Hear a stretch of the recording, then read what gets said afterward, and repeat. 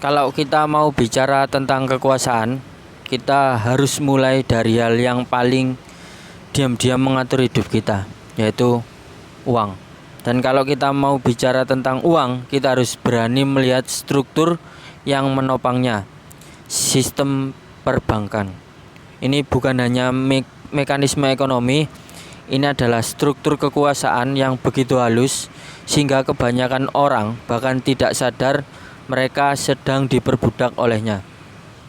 Bayangkan ada sistem di mana Anda bekerja sepanjang hidup, tetapi nilai kerja Anda terus-menerus disedot oleh mekanisme yang Anda bahkan tidak lihat.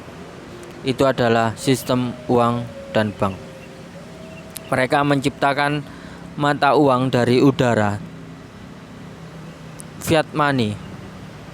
Lalu mereka meminjamkan uang itu kepada Anda dengan bunga. Artinya, uang yang Anda kejar selalu lebih sedikit daripada utang yang harus dibayar. Itu adalah permainan yang mustahil dimenangkan. Dan disinilah letak kejahatan yang paling sempurna.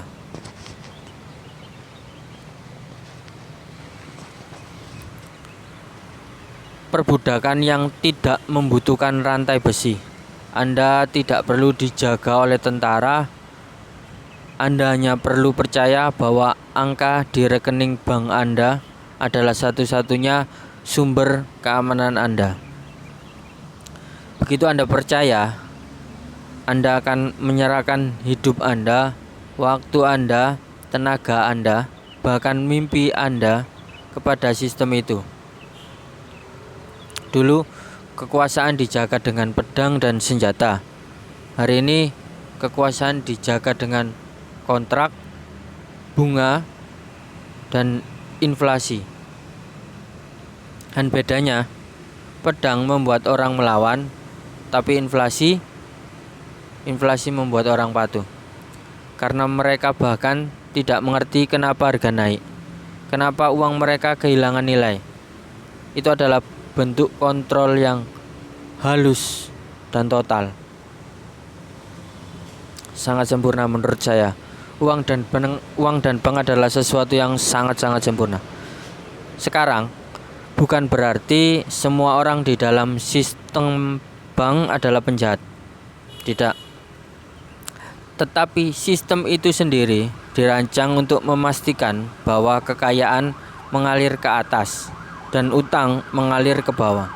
Dan ketika Anda terjebak di bawah, Anda akan menghabiskan hidup untuk bekerja, bukan untuk kebebasan, tapi untuk membayar bunga. Sistemnya di model seperti itu.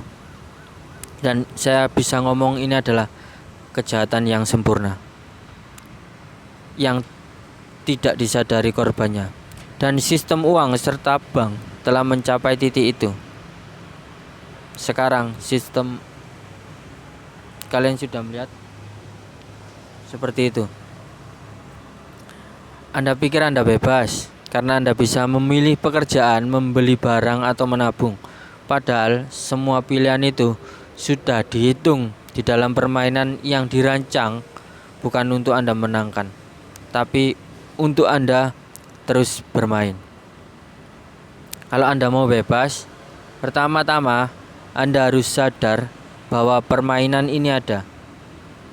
Karena tidak ada yang bisa keluar dari penjara kalau mereka bahkan tidak tahu mereka dikurung. Begitu Anda mulai melihat, Anda akan merasakan campuran antara kemarahan dan kejernihan. Anda mulai bertanya, kalau ini penjara, di mana pintu keluarnya? Dan inilah yang jarang kita bicarakan. Pintu itu ada. Pintu untuk keluar dari semua ini ada. Tapi Anda tidak akan menemukannya jika Anda hanya menunggu. Sistem ini dirancang agar kita ini lelah mencari.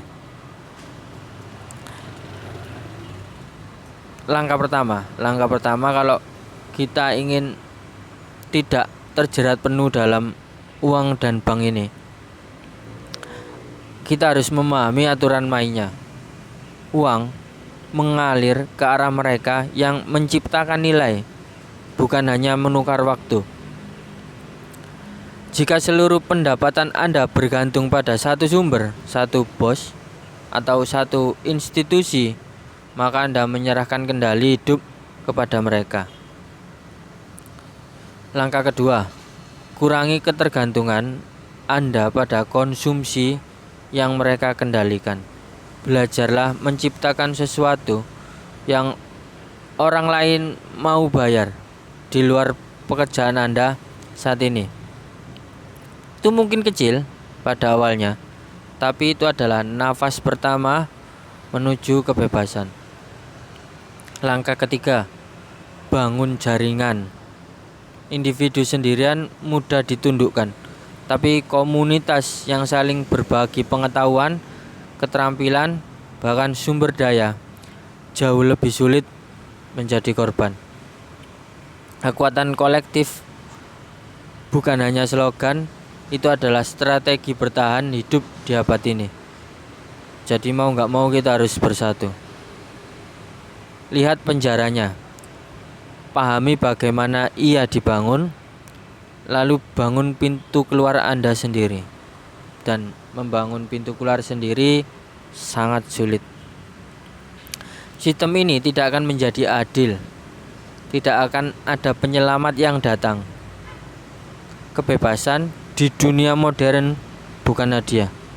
Ia adalah hasil dari kesadaran, disiplin, dan keberanian untuk berhenti menjadi pion dan mulai menjadi pemain yang mengerti papan catur ini. Saya Mardhara Edi Pratama, sampai jumpa di video saya selanjutnya.